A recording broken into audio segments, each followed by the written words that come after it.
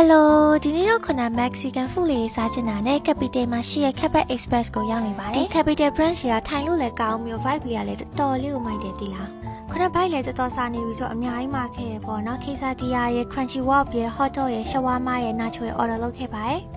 ခုနပထမဆုံးအနေနဲ့ဒီ hot dog လေးကို try ခဲ့ရပေါ့နော်ခုန hot dog ကိုတော့ဒီ beef နဲ့မှာခဲ့ရပေါ့နော်သူ့ထဲမှာကြက်ဥဆောင်လေးလည်းပါတယ်ခုနဒါလေးကိုတော်တော်လေးကိုကြိုက်တာသီလားသူ့ရဲ့အရသာလုံးဝကွက်တိကွာ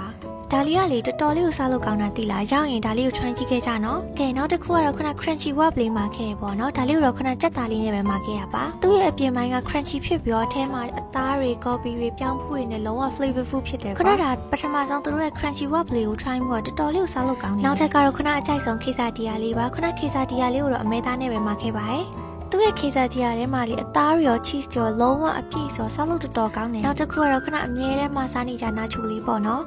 ခုနဒီတစ်ခေါက်တော့ nacho လေးကို spicy sauce နဲ့စားခဲ့ပါတယ်။ Capital Express ရောက်ရင်တော့ shawarma လေးကတော့မစားမဖြစ်ပေါ့နော်။ခုန shawarma လေးကိုလည်း smoke beef လေးနဲ့မှာခဲ့ပါတယ်။ခုနလည်းစားချင်တာစားပြီးပြီဆိုရင်တော့ take away လုပ်ပြီးပြန်มาပြီရှင်။ဒီနေ့တော့ဒီလောက်ပါပဲနော်။ Bye bye you guys